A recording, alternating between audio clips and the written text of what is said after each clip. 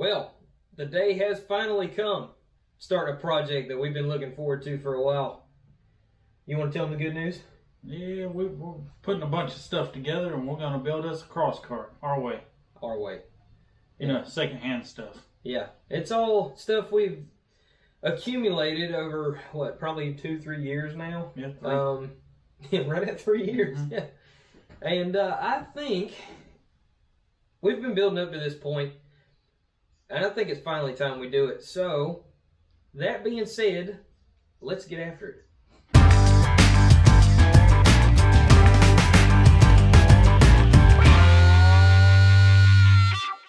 Now, when we say we're going to do it our way, we're not saying it as we don't like how anybody else does it, because that's not the case. Recently, we went to Mini Mayhem and ran into some guys from kjraycing, and they actually did fully home-built cross carts. They manufactured the frame and everything. Unfortunately, with current metal prices, that's kind of out of our league for right now. So, we're going to use stuff that we have on hand. It's not going to be pretty. Probably This not. should be our practice cart. Yeah, this is an inspired by type build. So big thank you to kjraycing for the inspiration. Hopefully we can get to building one of their carts here soon, but for now, this is what we're working with. This we picked up from our friends at Full Send Motorsports. This is actually a junior sprint frame. At some point it got tweaked a little bit. In racing, it's all about precision. We're not about precision. Not at least in the kind of driving and riding we do. No. Those guys set us up with this frame, so we're going to modify it as we see fit. But it don't stop there. Yeah, if you don't want to see us cut it up, look the other way. Like and subscribe before you look the other way. But so we got this frame. Yeah, the seat is for S&Gs. We don't have anything like a tubing bender or anything like that to build our own A-arms and all that jazz. So we needed a donor. Come to find out, on top of my junk pile, John has one himself. And in it, we found this. Now, obviously it's been a little bit modified. That was a stretch that didn't quite make it. But a rear suspension with a chain drive, disc brakes, big old beefy shock, is a forward, neutral, and reverse gearbox. The input shaft is on the correct side for the motor we're going to use. We're going to get to that here in a minute. Single A-arm front suspension, but these gigantic shocks, just look at these bad boys. Huge shocks, disc brakes. Obviously we're not going to be able to use all of this, but it's a good place to start. I figured we could salvage the strut towers, the A-arms, shocks, all that. Of course, the brake systems. We'll have to modify all this stuff, but I think this is going to work. But there ain't but one way to find out.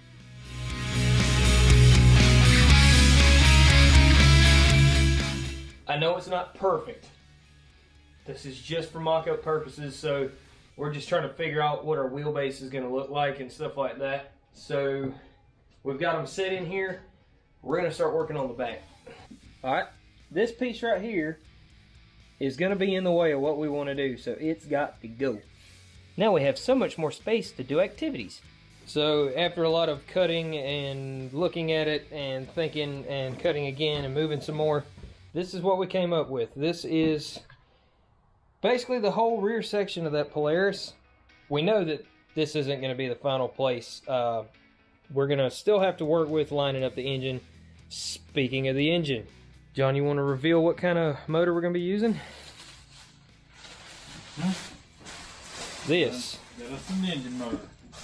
The old Ninja. 500cc 6-speed trans. They say don't go around nidging and stuff. Don't need an engine. That thing need an engine. We're gonna get it. We're gonna get this meow to right about meow. I'm still kind of confused on how we're gonna mount this, but we're gonna make it work. What do you say? That's one of them things we're gonna have to figure out as we go. It'll change 20 times or 100 times before we can actually do it. Yep. Well, ain't nothing to it but to do it, Bo.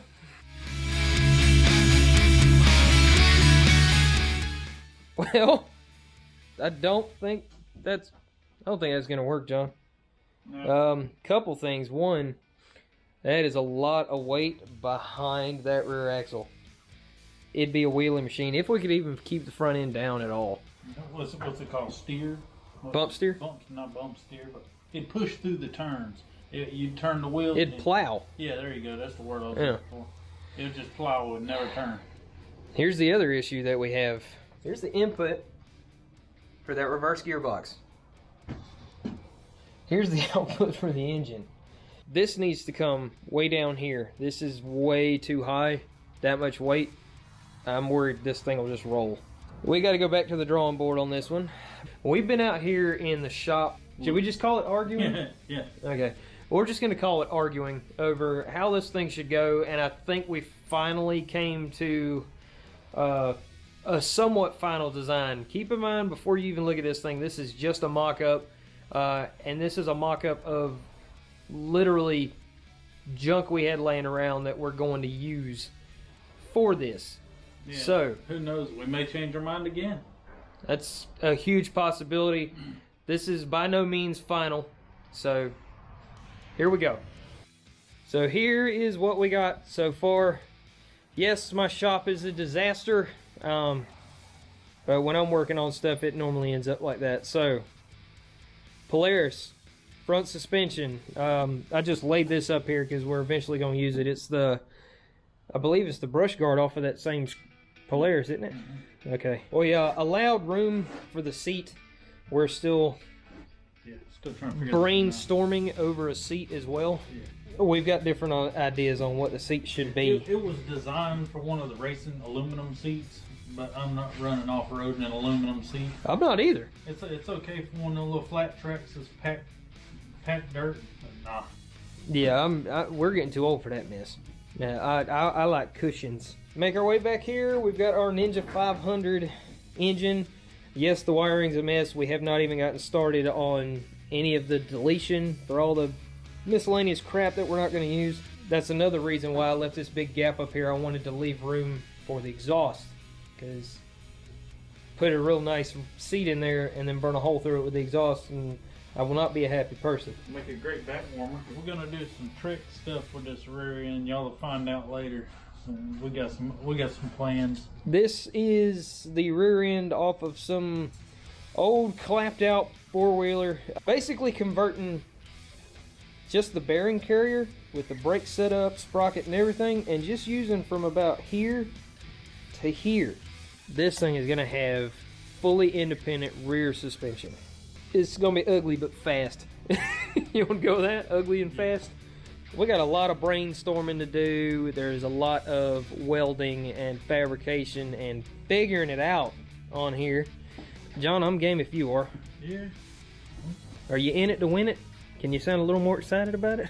Can you sound a little more excited about it? I sound a little more excited. A little more excited. Come on. Give me some excitement. Oh, come on now. Ew. You didn't actually lick my camera, did you? Just to be safe, I'm gonna wipe it. That is nightmare fuel. I want to take a quick second to thank everybody. We're at almost 600 subscribers on YouTube, which doesn't seem like a big number, but I mean, basically, hell, we started out building go-karts in John's garage and in my backyard. Definitely a big deal for us, so we appreciate it. Thanks to every one of you, and let's keep it rolling. Yeah, we appreciate it. Obviously, we have a ton of work ahead of us, but we ain't never backed down from a challenge yet. So, ain't but one way to find out. We're going to get after it. This is not going to be a weekend project. This is going to be kind of time consuming. Keep in mind, me and John both work full-time jobs and do work outside of that. So this is going to take some time. This is not going to be a rush job because this is probably the biggest engine we've ever used. I think it's the most complicated thing we've ever done. It is. And not even starting from scratch, we've got to adapt other stuff. So this is gonna be a challenge, but I think we're up for it. But if you haven't already, you can like and subscribe. Make sure you check out the link in the description. Pick up a t-shirt from MiniBikeApparel. And until next time, y'all get up, get out there, and get after it.